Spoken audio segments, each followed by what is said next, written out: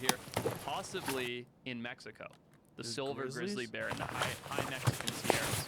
Ongoing reports of grizzlies. So the same species that would have been here, right, that hung out in the Sierras, traveling all the way down into the Sierra Madres of Mexico, and then in these, what they call sky islands, if you're familiar with that term. I'll explain in a second. These islands of isolated habitat up in the sky where they get more rainfall and everything else. There's big tracts of private land down there in Mexico where a couple of these farmers are like, something's killing my cattle and it's not a mountain lion. And it could potentially be like half a dozen Mexican grizzly bears. Couldn't it be jaguars, though? Could be, but they're saying it's not cats. There's like reported sightings of seeing bears. Really? And if you look up the Mexican grizzly bear, you know, it was declared extinct 20 years before another one was killed. So they're like, nah, they're gone, they're declared extinct. Then 20 years later, some guy shoots one. Google Mexican grizzly bear. I need to see this. So, what'd you say? I'm trying to find some, like, this just shows pictures of grizzly bears Is and it- stuff, so I'm trying to find, like...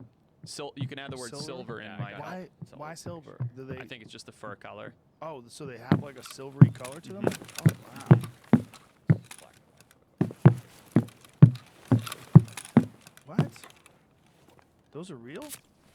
Stuff. These That's are it. stuff in Chicago, but they're from Mexico. Yeah. So what year is this? It's, that's probably World Fair time. I don't know.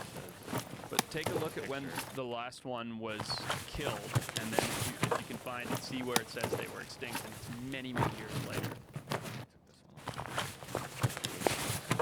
Whoa! Look at that fucker. 1960. 1960s, yeah. Interesting.